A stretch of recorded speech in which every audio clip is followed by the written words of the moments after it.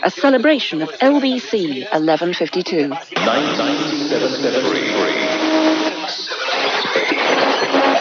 The opening today of the London Broadcasting Company's station marks a new departure in British broadcasting. It's the first station. May I send my best wishes to London Broadcasting? 25 years. Welcome to LBC. It's 6 o'clock, October the 8th. My name is David Jessel. This is the morning show. Chilly but lovely sunny morning it is here in London. I thought you were looking rather goose-pimply this morning. It was very goose-pimply. 25 years. Worst affected of the whole lot. Well, that's it. London Broadcasting. This is the news with Douglas Cameron. President Nixon has denied any involvement in the war. Has just ended 1 minute ago. There is still Described by one resident of Lockerbie as a storm of flames. Keeps you informed on the Falkland crash. And the Queen now bends down and she lights the fuse. Is just about to make her appearance. I hope you heard more on the Falkland. The whole standard's on fire, Tony. It's an absolute and it's spreading quickly. 25 years. Welcome to LBC.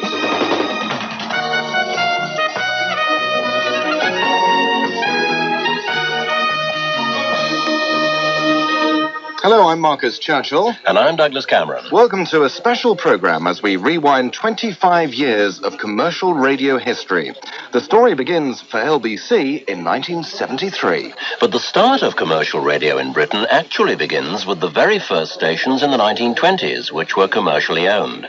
Then there was Radio Luxembourg, and in the swinging 60s, there were the Pirates. It's smooth sailing with the highly successful sound of wonderful Radio London. You're tuned to Radio Caroline on 199, home of the good guys. Caroline, the sound of the nation. Caroline, the sound of the land. Caroline, the sound of the nation. Good morning, everyone. Tony Blackburn here with you, feeling a little under the weather this morning. We've got about an 8-force gale out there. Oh, I can't believe it. Even in the 60s, there wasn't any escape from that Tony Blackburn, was there? Indeed not. Tragic, wasn't it? Anyway, those radio stations based on ships and offshore platforms were closed down in the late 60s by an Act of Parliament. And a couple of years later, another Act of Parliament was passed allowing independent local radio to start. LBC was the first radio station to broadcast and went on air on October the 8th, 1973 at 6 a.m.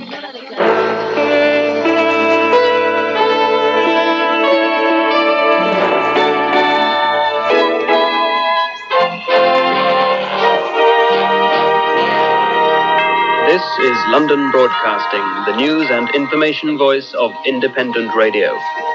Welcome to LBC. It's 6 o'clock, October the 8th. My name is David Jessel. This is the morning show, and here's the news.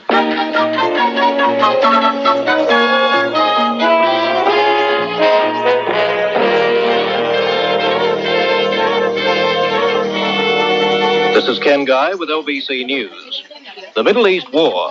A meeting of the United Nations Security Council has been called in a bid to stop the fighting. Well, after David Jessel came 2 in the morning, presented by Paul Callan and Janet Street Porter.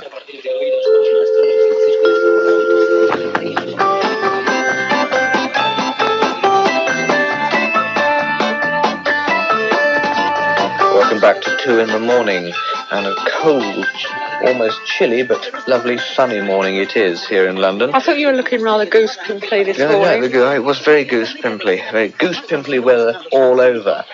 But the temperature in central London is 41 degrees Fahrenheit. That's why I suddenly realised it's why it's so cold, or 5 degrees centigrade. It is sunny. The humidity is 72. That was followed by At Home with Belle Mooney.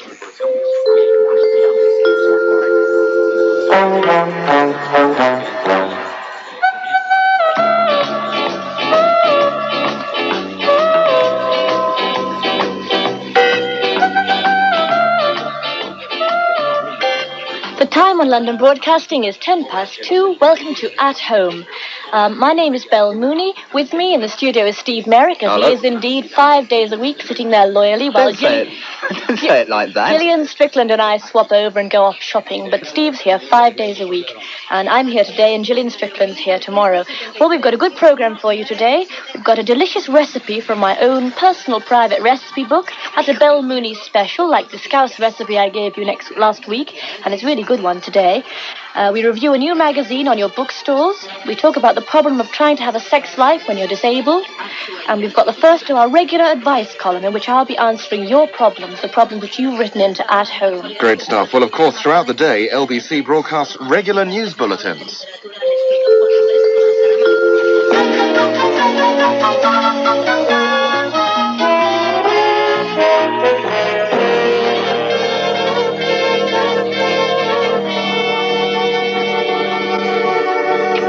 It's 4:30, and this is Carol Barnes with the LBC News. And first, a roundup of the world and national news. An armed woman is holding an aircraft captain and steward hostage.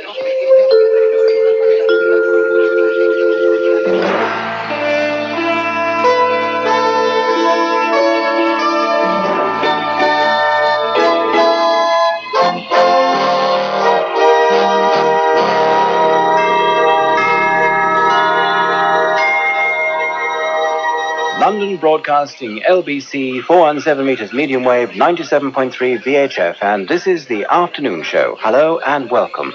My name is Clive Roslin, and from now until 7:30, I'll be here on LBC and hope you will be too. This is the show that, as we always say, winds down the day with the news behind the news, people in the news, games, stories, puzzles, traffic, weather, money, and AA reports. And this time, I didn't run out of breath.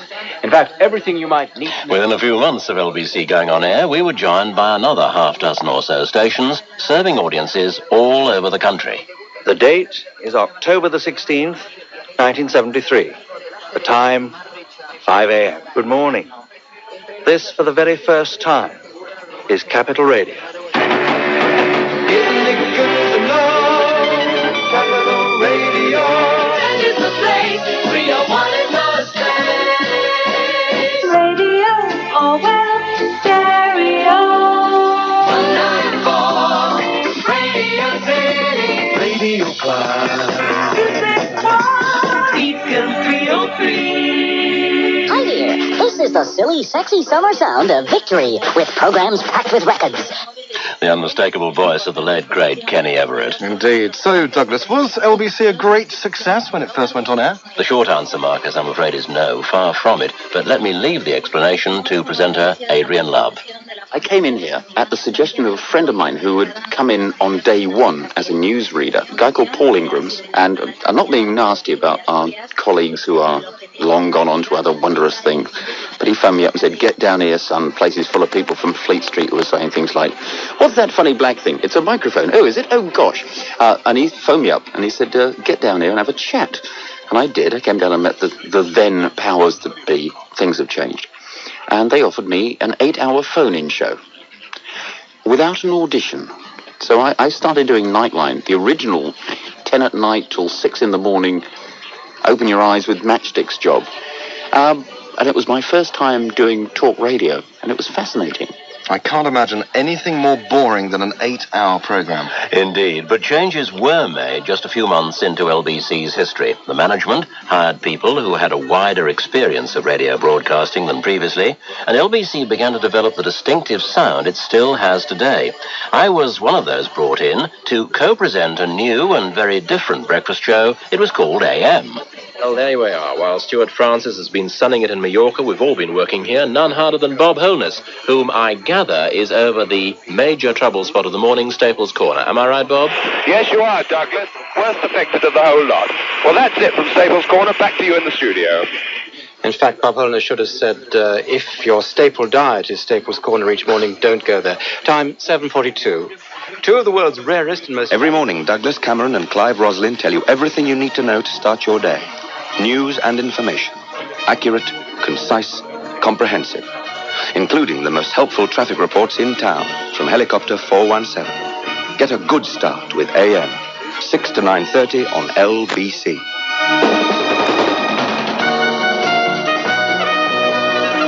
LBC, where news comes first. Well, that's it. The station's new jingle package, of course, produced by the world-renowned composer Jeff Wayne. LBC was trying to project themselves as a news station with a tremendous emphasis on news. News that obviously changes rapidly and regularly. I was trying to construct a piece of music that would almost be like a series of never-ending notes but built around basically only 3 notes, which also happen to be 3 letters to the station, LBC. Every minute of every day, news is happening. A diplomatic breakthrough in the Middle East, a new traffic pattern in Barnet, political intrigue in high places, lunchtime theatre in Islington. Big stories, little stories. They all affect you, and you need to know about them. This is where to find out what's happening in the world, in the country, and down your road. This is LBC, and this is our new sound. I think with any composition, what I try to do first is to get the right tone, the attitude. And once you get that, then I find that it comes easier. Whereas if I struggle for a long time trying to get the tone right, so to speak, then it really is difficult all the way through. I'm probably on the wrong thing to start with. LBC, where news comes first. And of course, LBC 1152 still uses that familiar tune. In the second part of 25 years, LBC 1152, how the phone-in came of age. Just a moment. Did you write me a letter recently? I wrote you a letter. You wrote me an offensive letter, didn't you? I don't think it was offensive. It was downright offensive, and you're not going to speak on the programme until you apologise. And how LBC reported the news, first, fast and factually to London. Quick! Come to me! There have just been 3 explosions which have ripped through the embassy building. 25 years, LBC 1152.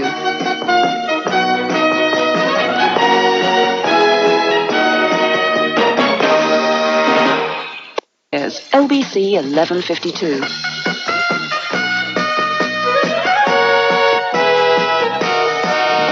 Welcome back, I'm Marcus Churchill. And I'm Douglas Cameron. Our special programme continues as we rewind 25 years of commercial radio history. One of the unique features that LBC brought to London back in 1973 were regular phone-ins, a chance for the people to have their say on the stories in the news and the events affecting them in their lives. The grand master of the radio phone-in was Brian Hayes. Hello, I'm Brian Hayes, and I'm coming to LBC. Starting Monday, January the 5th, you can hear the newsmakers and talk to the newsmakers every day from 10 till 1. Listen, you might have something to say. Morris from Ealing. Good morning, Brian. There's an American expression... Oh, just a moment. Did you write me a letter recently? I wrote you a letter. You wrote me an offensive letter, didn't you? I don't think it was offensive. It was downright offensive, and you're not going to speak on the programme until you apologise. Philip is calling from Tooting. Until the time I came to LBC, the phone-in programme in the morning had been presented by an admirable and respected Fleet Street journalist. That, however, is not the way I saw broadcasting. I saw broadcasting being presented by broadcasting people. Of course, phone-in radio programmes didn't always run as smoothly as Brian's. George in Hackney, though, is on the line next. Hello. Hello there, yeah. Well, when we get to power, the only cutting that workers will have to do will be racist scum like Carl Rhodes. Yes, well, but what about the general idea of the Chancellor was saying the other day? What about him? Well, he don't take no cutting his wages, he's a big crap. Daphne in Wimbledon is on the line. Go ahead, Daphne. Let's move to Harry in Shepherd's Bush. I think a point about disarmament, Harry. Hello, Harry? Have we got Harry there? Harry? No, it's Pat, is it? No, sorry, you must have the wrong number. Oh, goodness me. These things happen. Well, the telephone... Some serious gremlins there by the sounds of it. Well, later on in the programme, we'll hear more of those unfortunate moments in LBC's history. Well, not only was LBC the first to bring you regular phone-in shows, 99.9% of which worked, we were the first radio station in Western Europe to provide road reports live from a helicopter. Well, we're immediately over the A11 now. From Stratford Broadway right back along the A11, there's what must surely be a 2 or 3 mile tailback of traffic. You could do worse than to branch off and go along the A106 through Hackney Wick. That does look as though it's going to build up. Bob Holness, of course, who began his career with LBC flying above the streets of London before coming down to earth by joining me for what turned out to be 10 very happy years, for me anyway, and I think for him, on AM. And thankfully today, with the AA's sophisticated network of traffic flow computers and hundreds of closed-circuit TV cameras keeping an eye on London's traffic, our travel reporters can keep 2 feet firmly on the ground. We were also the first radio station to pioneer the use of portable telephone equipment used during the Balcombe Street siege in 1975 when John and Sheila Matthews were held hostage by IRA gunmen. LBC was the only radio station to report the end of the siege live. The reporter was John Snow. 4 gunmen have come out. The siege here has just ended 1 minute ago. There is still a great deal of activity here, but a flashing blue-lighted van has just swept off into the distance with its siren wailing. Briefly, a figure came out onto the balcony, looked over, went back in again. Another came out, looked over, went back in again, and then suddenly we saw the 4 being led across the street into the van, into the police van, and away they've been swept. We also pioneered the first broadcasts of the proceedings in Parliament back in 1975. Monday, June the 9th, 1975, a date for the history books. Order. And Order. Mr. Speaker... Mr. Petty. Calling Mr. Patty, the first question. Mr. Speaker, we intend to do our utmost to see that the Shipbuilding and Aircraft Industries Bill is made law in the present session. As I explained to the House... At the end of the war in Vietnam in 1975, our reporter Julian Mannion didn't join the airlift out of Saigon. Instead, he bravely chose to greet the conquering Communist Army. Suddenly we got what sounded like a round of some kind going straight over the top of our Jeep. And at that moment, I turned the thing round and headed back into towards the center of town. When suddenly from the other direction, that's from the river, came more Viet Cong units, this time in Jeeps and trucks, with enormous flags waving over the top of them again. And the first Jeep, which went to the National Assembly building, which is where I was by this time, an important building in the center of town, which was one of the first that they got to. The first Jeep was full of Viet Cong, South Vietnamese guerrilla soldiers, dressed in a very peculiar assortment of uniforms, carrying a lot of American captured weapons, and at the head of them, an extraordinarily beautiful South Vietnamese girl, a Viet Cong girl soldier, standing in the Jeep, waving to the people who had assembled in absolute astonishment around this building. There were brighter moments in LBC's news coverage, like the first commercial flight of Concorde. It's gathering speed, gathering speed. There she goes, right in front of me now. Tremendous speed. The Air France one is moving. There she goes, right. Tremendous roar of a Rolls-Royce. It is fantastic roar, and she's heaving herself off the ground. Up she goes. LBC covered the Queen's Silver Jubilee in 1976, which saw the Royal Yacht Britannia sailing with Her Majesty down the Thames. Great roar goes up from the crowd as the Queen appears along with the Mayor and Mayoress of Tower Hamlets and her royal entourage. Thousands of people here, mostly local, but I've also heard more than just a smattering of foreign voices. And as the St. Catherine's Pier is so close to the Tower of London, that's not really very surprising. When big news breaks, we interrupt our normal programs, as in 1980. The Iranian siege was coming to a dramatic end, with SAS troops storming the building. LBC's Malcolm Brabant was there. Quick! Come to me! There have just been 3 explosions which have ripped through the embassy building. Smoke is wafting over the roofs now, and there are gunmen, and there are policemen on the balcony, on the just over the doorway. They appear to be going in. That came just a short while, and there's gunfire going. I just heard one shot, and I can hear dogs barking. I'm looking through binoculars at the moment, and that was completely unexpected. And we were there in 1981 to cover the marriage of the decade. We met in November 1977. Prince Charles came as a friend of my sister Sarah for a shoot. I never saw Prince Charles till 77. I was always paired off with Prince Andrew. When then did you decide to get engaged? Was there a particular time? Well, it was about 3 weeks ago, believe it or not, just before Diana went to Australia. And she planned to go to Australia quite a long time before anyway, with her mother. And I thought, well, I'll ask her. The marriage of Charles and Diana was the biggest outside broadcast that independent radio had ever mounted. It took the combined resources of LBC and Capital. The bride is just about to make her appearance. Lady Di is coming? Yes. Yes. Yes. I, Charles Philip Arthur George. I, Charles Philip Arthur George. Take thee, Diana Francis. Take thee, Diana Francis. To my wedded wife. To my wedded wife. I, Diana Francis. I, Diana Francis. Take thee, Charles Philip Arthur George. Take thee, Philip Charles Arthur George. To my wedded husband. To my wedded husband. And more recently, in 1997, LBC was there to report on the tragic death of Diana. We joined with the rest of independent radio to cover her funeral. We are gathered here in Westminster Abbey to give thanks for the life of Diana, Princess of Wales, to commend her soul to Almighty God, and to seek his comfort for all who mourn. We particularly pray for God's restoring peace and loving presence with her children, the Princes William and Harry, and all her family.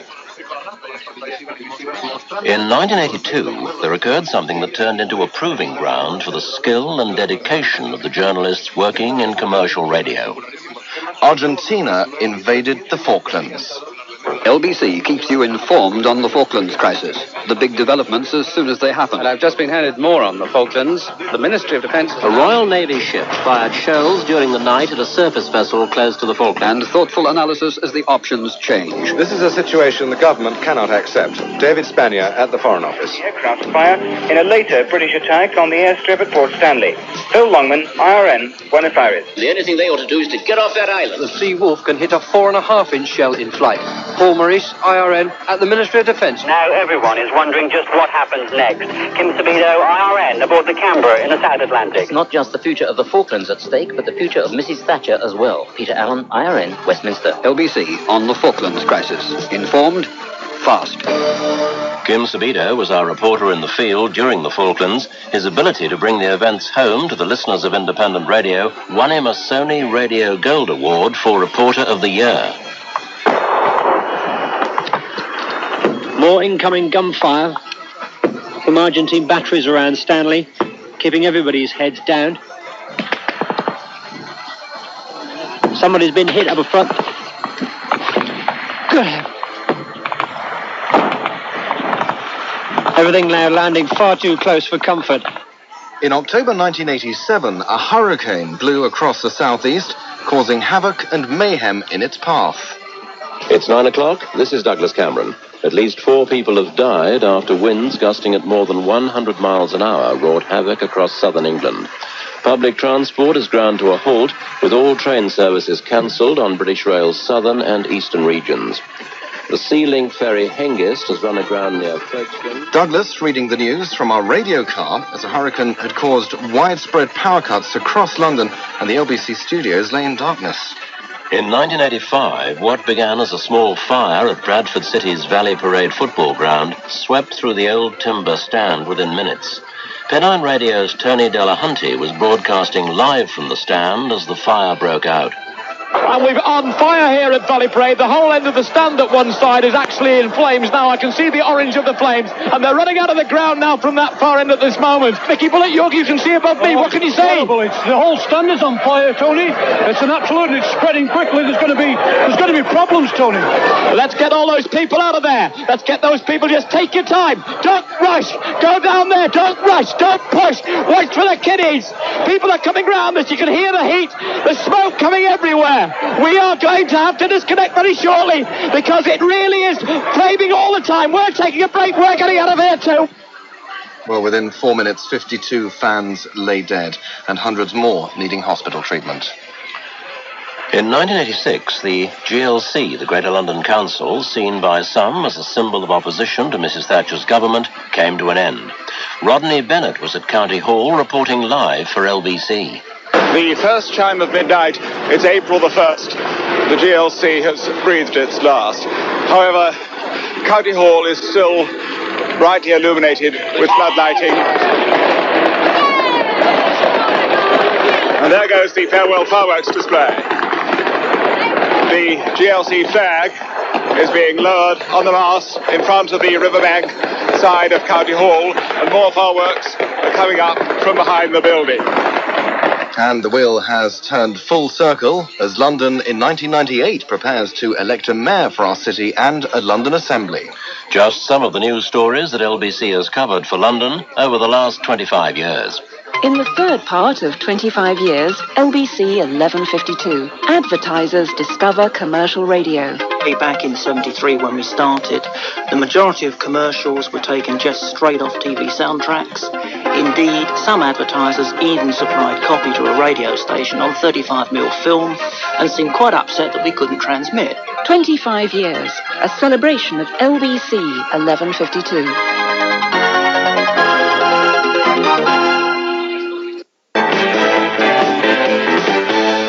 25 years, LBC 1152.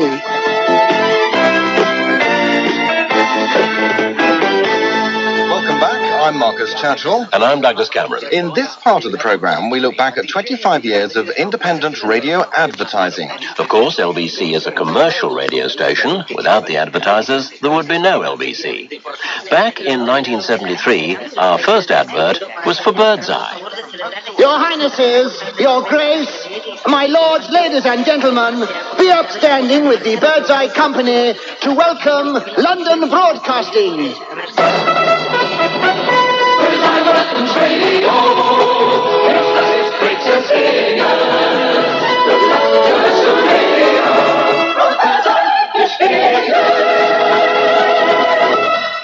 Right from the beginning, some advertisers, like Birdseye, knew the value of radio advertising. But for many others, this was an entirely new medium, and companies were either unsure or confused about it. Dave Mason was in charge of scheduling commercials for LBC in 1973.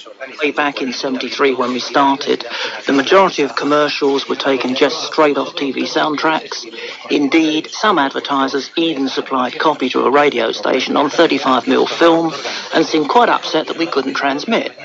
Along with national clients like Birdseye, LBC offered for the very first time a chance for local companies to advertise on the radio. Look for that smile, then you know it's worthwhile. It's Tasty Mr. Pizza, man. Crispy and nice with a little bit of spice. It's Smiling Mr. Pizza, man. Take a big bite, the taste is just right. He makes them as only he can. Ready to eat, get set for a treat, and I'll bet you'll be back for more. A snack that's just great, or a meal on a plate. Happy Mr. Pizza, Smiling Mr. Pizza, have a Mr. Pizza, man. 16. Most businesses are very good at sums, but when it comes to advertising, many haven't even learned how to talk. If you run a business in London, isn't it high time you knew your LBC? LBC is the fast, cost-efficient and effective way to talk to your market. It delivers intelligent, articulate listeners throughout the Greater London area and beyond. So knowing your LBC could also improve your sums. A 30% increase in gross profit before tax on an annual term. Advertising that works is as simple as LBC. To find out more, call LBC Radio Sales on 01 258 0408 now. That's 258 0408. And in the early 80s, LBC made a video which was sent to all the major advertisers. LBC, situated in the centre of the London region, the largest, richest and most exciting marketplace in the country, plays a vital part in any London advertising campaign. It offers both national and local advertisers the opportunity to reach Londoners effectively and economically by day or night, in their homes and offices, in their cars, wherever they may be. A younger Doug. Now, the 1998 Doug. Radio advertisers, of course, now spend over £350 million every year, and over half the audience choose independent radio in preference to the BBC. Quite a turnaround, really, and advertisers have become increasingly more creative, producing campaigns that are entertaining to listen to, as well as selling their products.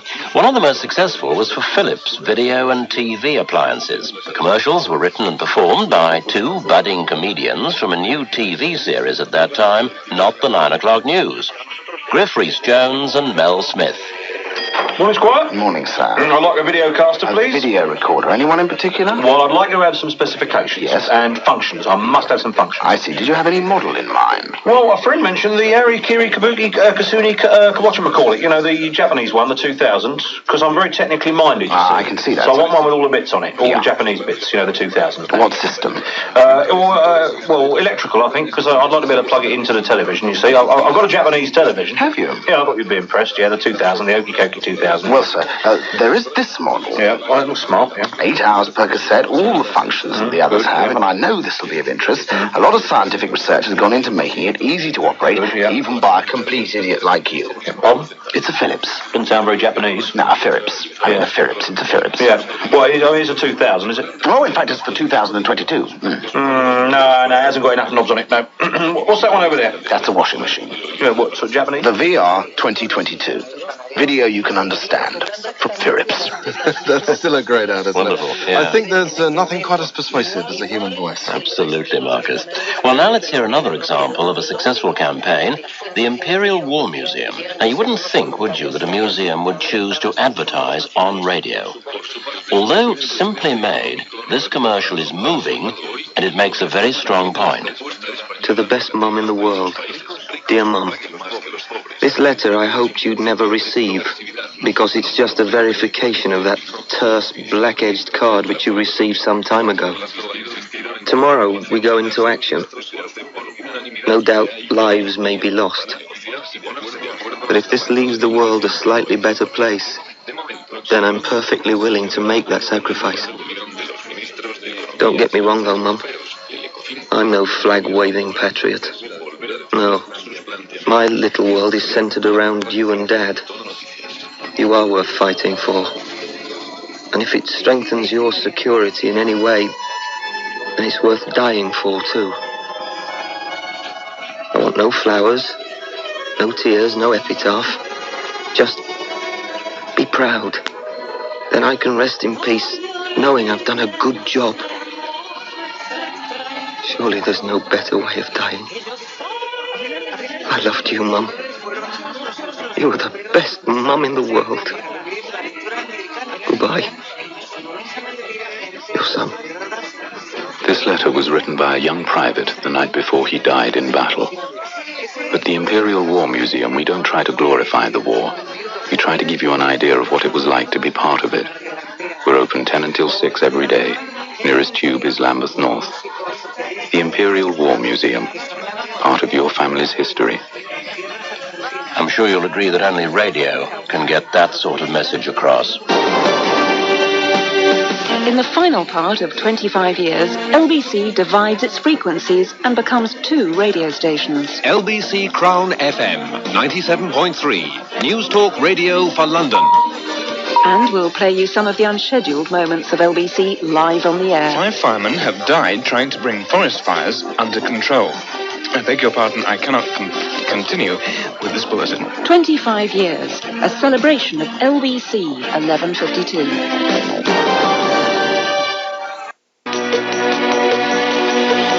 25 years, LBC 1152. Welcome back again. I'm Douglas Cameron. And I'm Marcus Churchill. 1989 saw the biggest shake-up in LBC's history. We split our medium wave and FM frequencies. The idea behind the split was to give London a better choice of listening, and it was hoped that advertising revenue would increase. On FM, a brand new service of news and information was broadcast. LBC Crown FM 97.3, News Talk Radio for London.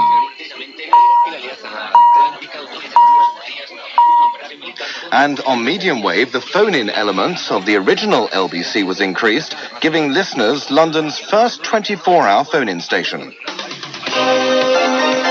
This is London Talkback Radio, 1152 AM, 261 meters, medium wave.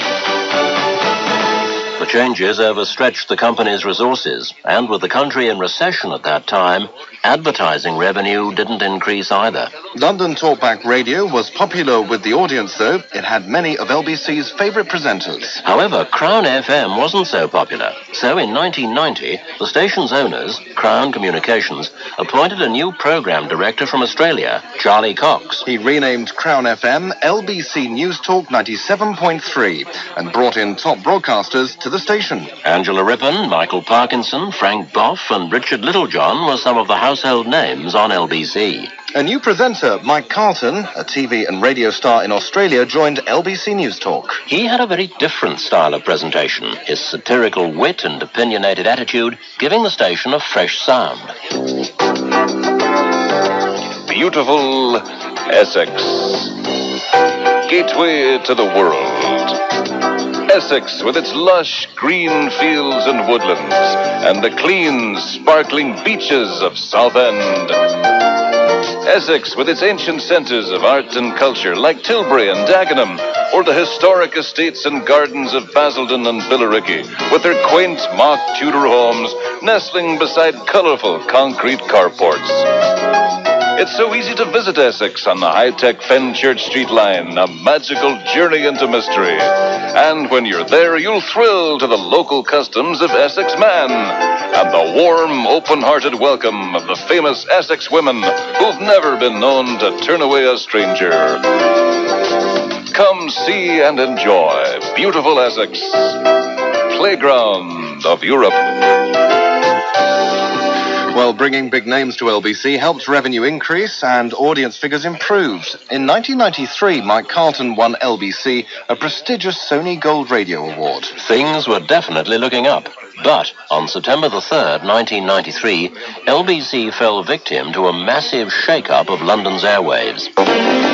LBC News Talk 97.3. News. It's 9 o'clock. I'm Jonathan Staples. LBC has lost its licence to broadcast to London. The radio authority, which regulates Britain's network of independent stations, has decided not to renew LBC's FM or AM licences. The authority is not obliged to give a reason for its decision, which has been made public in just the last few minutes. Well, despite a petition by listeners that carried 350,000 signatures, it looked like LBC's fate was sealed. At the time, the chairman of LBC was Dame Shirley Porter. The announcement that the company had lost its franchise caused LBC to go into receivership. And just when the staff and listeners thought everything was lost, the winner of LBC's franchise, London Radio Services, announced that they were to buy LBC's studios and keep the existing staff and presenters. So LBC disappeared for a while. Then in 1996, a familiar name returned to 11:52 a.m. Stand by. It's coming back. London. LBC 1152. Well, I'm a Londoner, and it represents the views of myself and fellow Londoners. LBC. Because it's for London. LBC was back on the air with a new sound for the 90s. The old favourites were there, including me. And there were new programmes reflecting the changes in London's listening and viewing habits.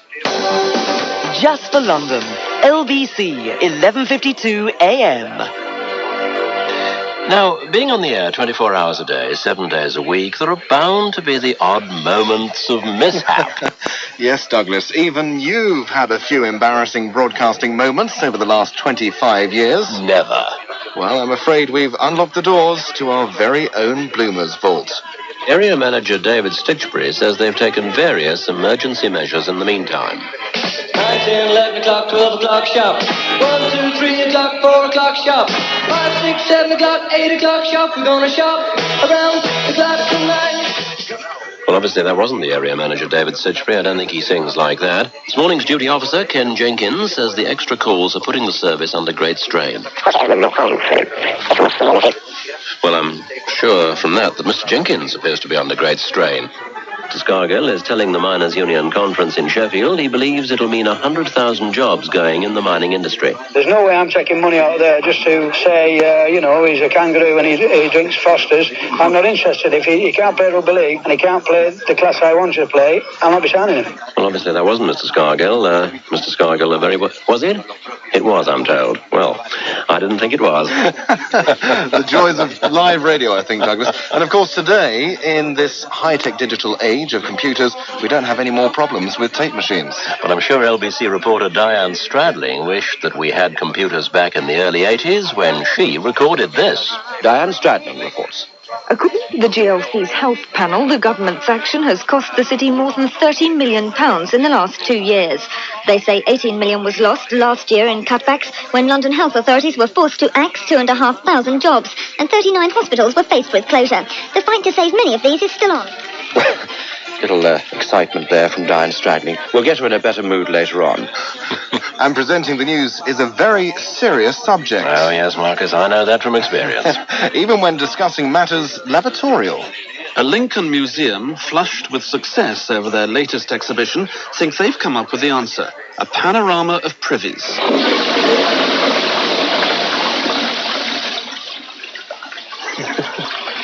What an evocative sound. Oh, well, the whole thing started when a number of people discovered they were sitting on porcelain worth preserving, and now the museum... I can't read this thing. Lincolnshire Life has had a collection of old and unusual loos put together. Museum curator Leslie Colsall says... Please excuse me, give me 2 seconds to... Everybody's laughing at me now. Says the good old toilet is an underestimated, not to say invaluable part of... Ah, dear. Well, there, but for the grace of God, Marcus. Live outside broadcasts can bring the best out in our presenters, but sometimes the strain of it all can also bring about a lapse of memory. Tomorrow is Remembrance Day, and young and old standing alongside the route, sporting the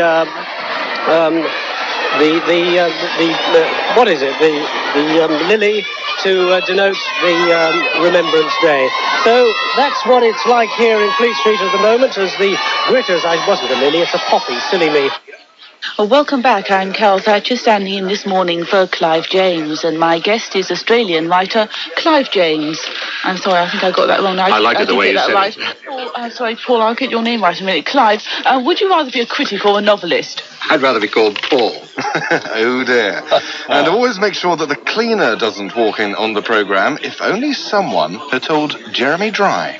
0171 412 1152. Put the phone call in and give me a call this morning. What the hell's that? Excuse me a second. Hang on a second. My friend, you can't do this now. What? You're going to have to go. Okay, because I'm on the air. If you don't mind.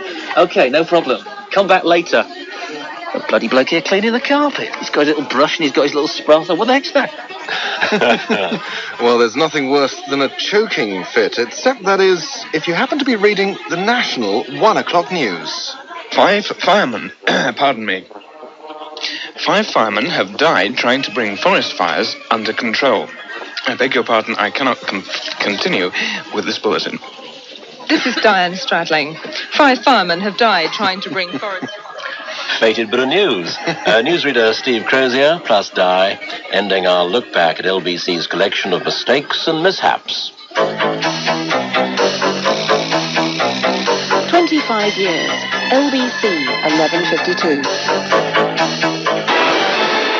LBC 1152 today provides Londoners with news, information and entertainment 24 hours a day. Not only are we first for news, but we're the only commercial radio station in Western Europe to regularly broadcast drama programs. Since September 1987, LBC has been transmitting drama produced by Independent Radio Drama Productions. IRDP is run by Richard Shannon, Maria Gago and Tim Crook. The drama on LBC has been so good over the last 11 years, the BBC have nicked many of our best ideas. But we're still ahead of them. We were the first to introduce filmic, multi-track, surround sound techniques to production. We were the first to produce Martin McDonagh, who's the big name on Broadway and in British theatre. We were the first to produce Simon Beaufoy, the screenwriter of The Full Monty. We produced and developed more new writers than the BBC. We have developed the new forms in audio drama, the short story dramas, the short episodic dramatizations. Tim is far too modest to mention that LBC and IRDP have won numerous awards throughout the world and that our drama productions are heard across the United States on public radio. Alternative health issues are another speciality of LBC's output, presented by Michael Van Straten since 1976. I used to come along once a week and do Nightline, and it was a phone-in program all about alternative medicine. Now, in those days, most doctors looked on alternative medicine as something rather worse than a plague of boils would have been looked at. We were charlatans, quacks, frauds, but LBC was the very first radio station, to my knowledge, anywhere in the world, even in the United States, where things were quite a lot more forward. LBC was the first station to have the courage to run an alternative medical phone-in. You're listening to 25 Years, a celebration of independent radio, LBC 1152. Our studios here at ITN employ the latest technology. There's no tape, and we can take reports and interviews from around the world simply by pushing a few buttons. And a dedicated team of reporters provide LBC and our sister station News Direct with London news. We can call on the resources of Independent Radio News, ITN, Reuters, and the Press Association to keep you fully up to date with breaking news wherever it happens. Technology has certainly changed over 25 years, and today it's moving even faster. Radio is about to undergo the most dramatic change since being invented by Marconi. Digital audio broadcasting is on its way. Television has already begun broadcasting digital programs, and radio is soon to follow. In the future, you'll be able to hear LBC with no hiss or interference from foreign stations. It will be like listening to a CD. To receive digital broadcasts, you'll need a new radio. But don't worry, please. Digital radio will broadcast alongside medium wave and FM for some time to come. As we come to the end of this special program, this is Marcus Churchill, thanking you for listening to LBC for the last 25 years. And this is Douglas Cameron with a personal vote of thanks for listening to me for 24 and a half of them. Let's leave the last word to the managing director of LBC 1152, Nigel Reeve. LBC, well, the first ever station. It's had its ups, it's had its downs. Certainly now, I think its future is very, very secure, and it's going from strength to strength. It's part of London's furniture. I think 50% of all cabs must have LBC on, and every cab driver has a view about LBC. As far as the future's concerned, there's digital radio. A lot of people don't really understand what that even means yet, but it means that there will be more and more stations specialising in smaller and smaller markets. It won't take away the stations that are there now, but it means that there will be even more choice. But LBC will certainly still be there, and probably on digital as well as on its current AM band. So that means that the reception will be perfect. The future really does look very, very bright for commercial radio, looks very bright for LBC, and I'm delighted to be part of it.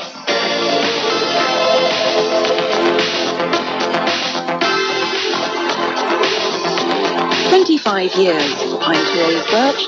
Thank you for listening. This is LBC.